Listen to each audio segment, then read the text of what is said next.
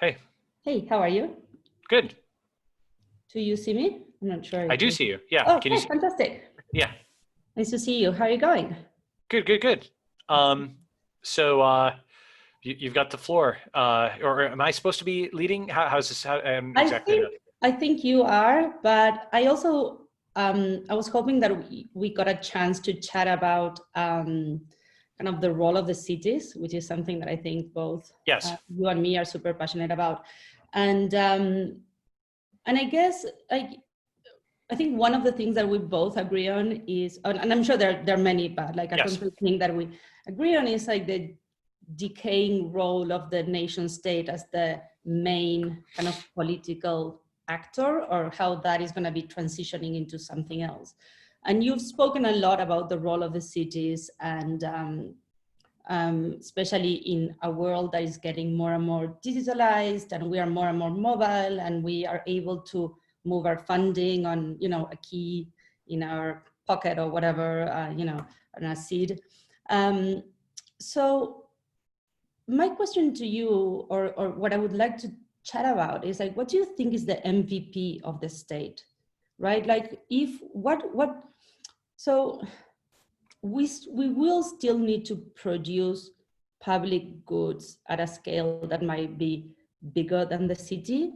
And Hmm. I think that in this transition, it's never clear cut, like one kind of system kind of starts winding down and another kind of system appears, but there is obviously a transition and an overlap. So what do you think is the MVP for that? Like, what is the minimum viable state that we It's a great want? question. So I've actually got a book that I'm writing on this, and I've got a talk which previews some of it. But the concept I have is something I call the network state. And the very shortest version is the minimum viable version of a state is an online community. And the reason I say that is we can actually go much farther with online communities than I think we have. For example, with virtual reality and virtual currency, both of which have now gotten to, as you're aware with Ethereum, and maybe if you used Oculus Quest, they've gone to a pretty good level.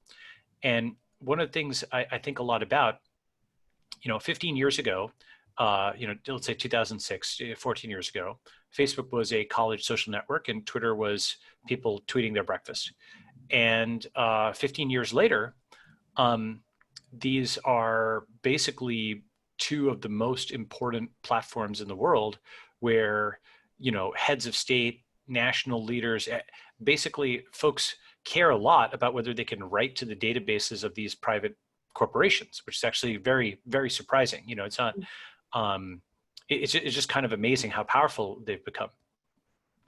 And what I think a lot about is, okay, what's next from a technology standpoint?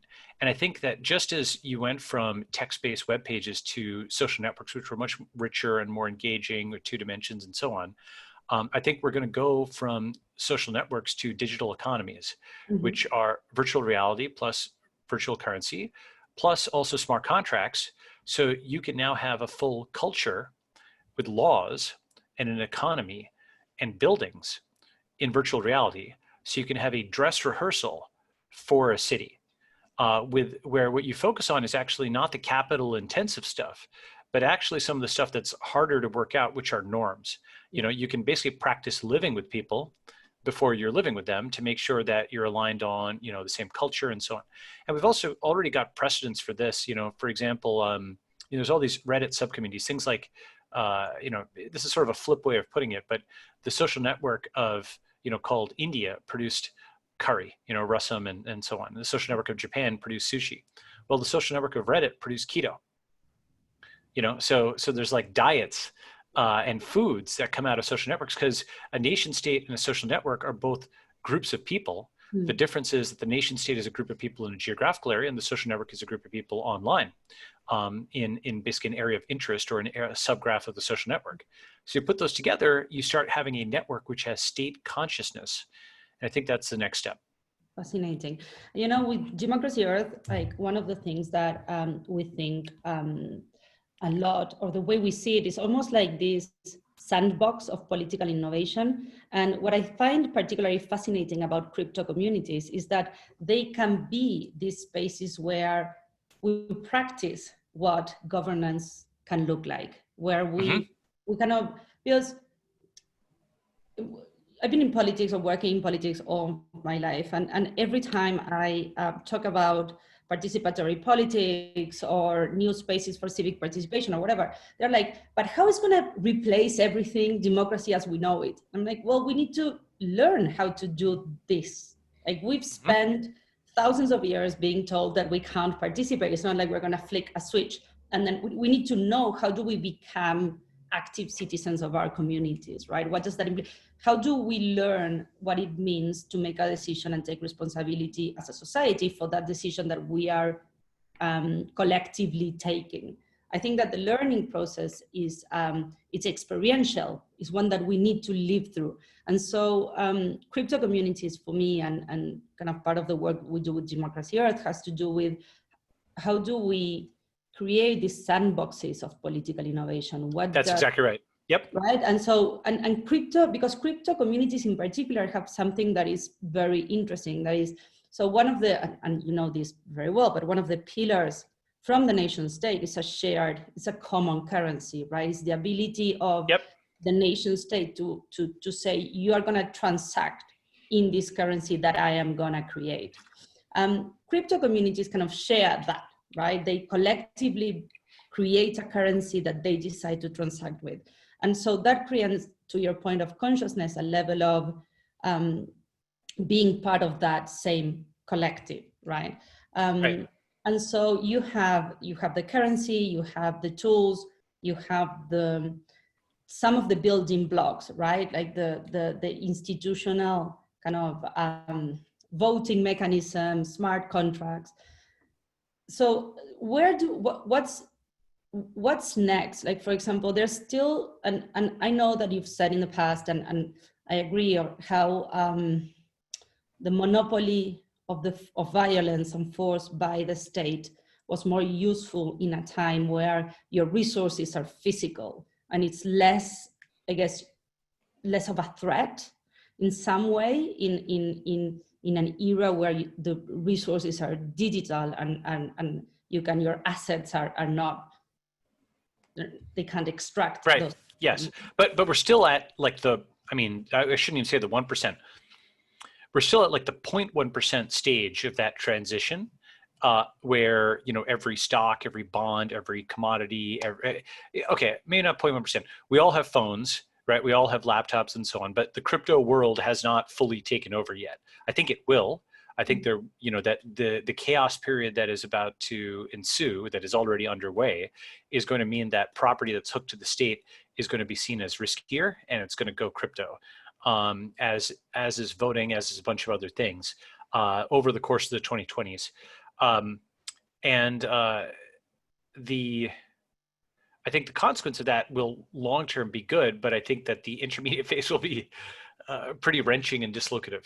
I agree. I think about how on earth are we going to create these public goods with the tools that we have today, right? Which might not be the perfect tools, but they are what we have, and in a way that it's equitable or fair, that is not like deepening inequality, that is not deepening like the divide that we are seeing.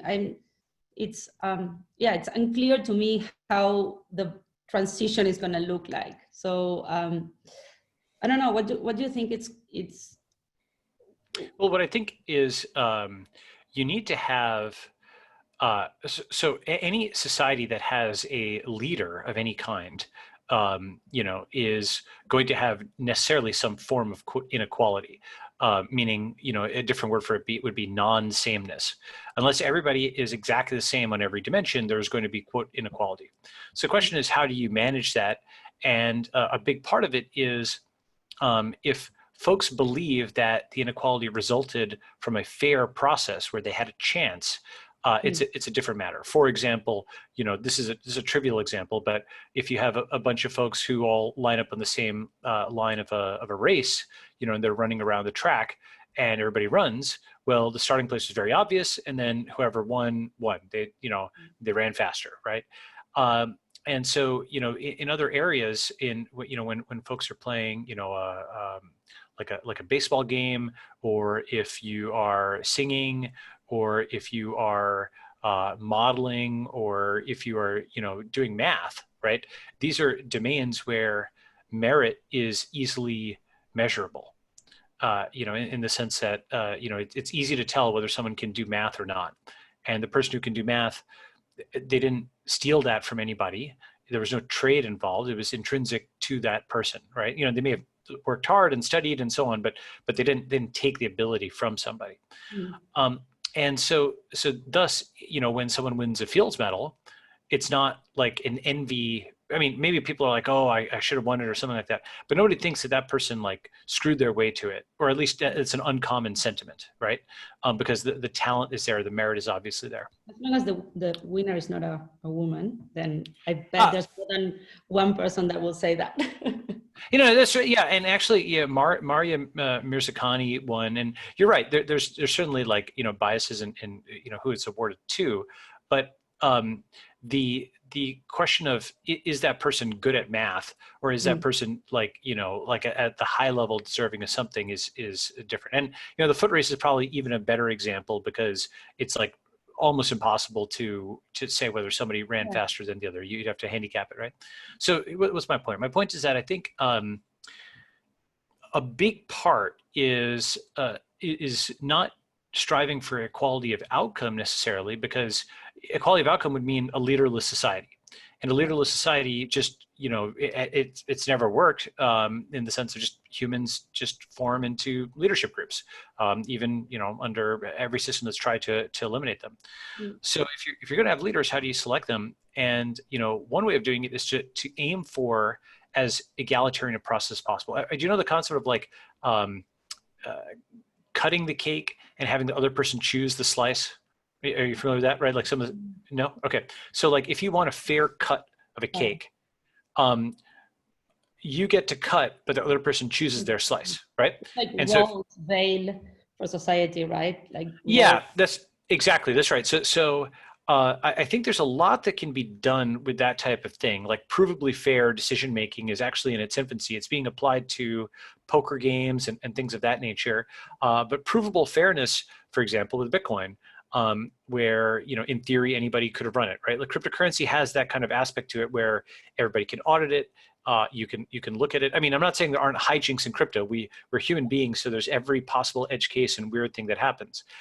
Nevertheless, there's a sense that it's a social game that we're setting up with transparent rules and checkable things, and we can kind of go through it.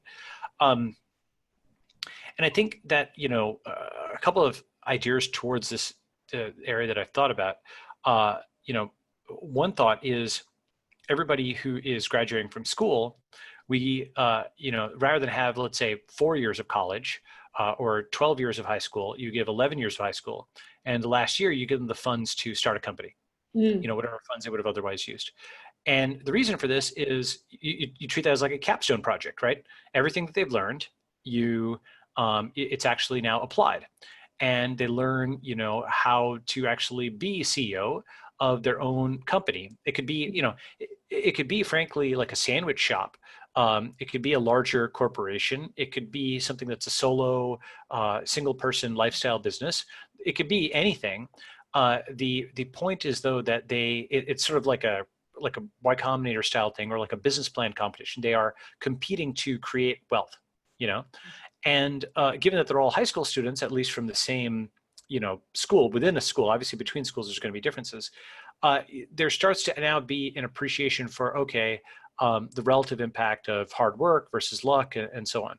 At Y Combinator, for example, the kids I shouldn't say kids, but let's say the people in those Y Combinator batches, who sometimes are young, but sometimes can be older, those folks have basically all the same starting places because they're all part of the same YC batch. They're all at least the same points in their company's life cycle where they're accepting this amount of funding for this percentage.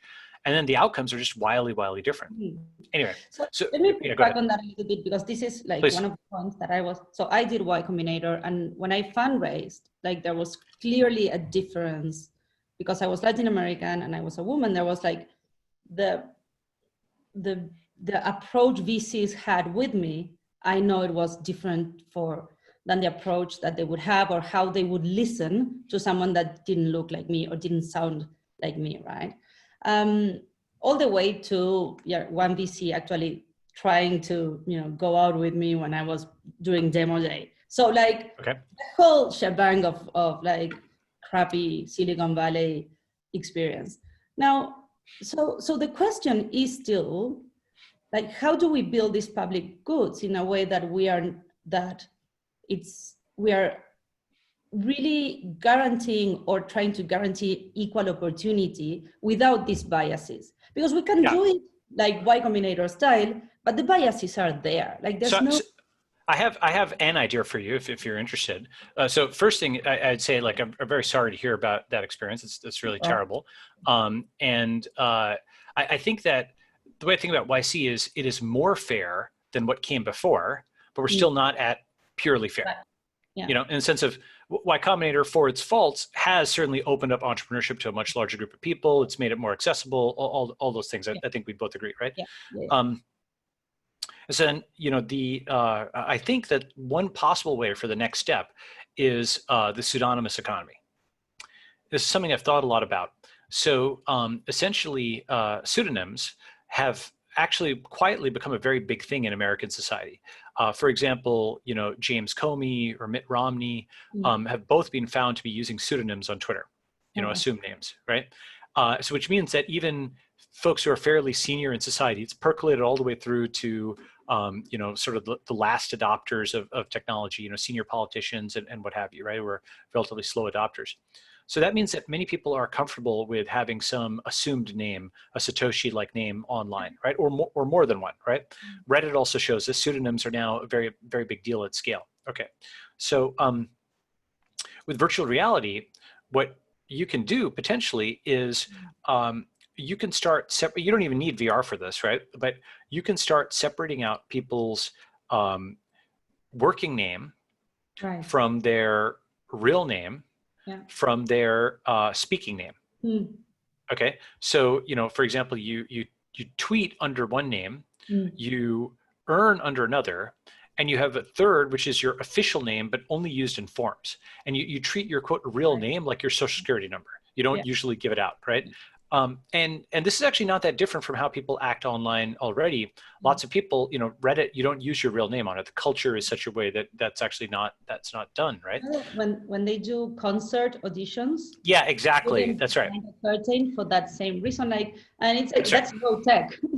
That's right. No, that's exactly right. Blind auditions are a great example. Another is something called Ban the Box, if you're familiar with that, which is like, don't ask about somebody's past conviction if they've done their service or what have you. And you can't ask questions about marital status or things like that during the interview. So the natural conclusion to that is allow people to take digital certifications, use those to apply for a job where someone can't discriminate against them invidiously, okay? And then they can earn under a pseudonym. And if they need to, by the way, like a lot of technology is getting pretty advanced in terms of avatars. And I would say within a few years, we'll probably be able to do a Zoom under an assumed avatar that looks completely human. Like you'll be able to look like whatever you want to look like. Yeah. Go ahead. No, that's fascinating, especially because I think that a key piece of like world type of democracy has to do with how do we validate identity online, how do we validate humans online, and how do we allow them to interface with the different communities using their own different identities. So right. So I'm not saying it's a panacea, but I do think that something like this is one way of making it very hard to, if you've got 30 pseudonyms, you cannot tell any characteristics of those pseudonyms. You literally don't know. And if you don't have that information, you can only judge based off the information they've given you. And so that results in, I think, a more fair process, potentially, right? Yeah. It's certainly something that we should experiment with, at least, and know what happens. I think we need to go into a transition to Tom. So pleasure. I'm leaving, so thank you. Yes, it's great meeting you again, Peter. Yeah, same. See ya. Bye.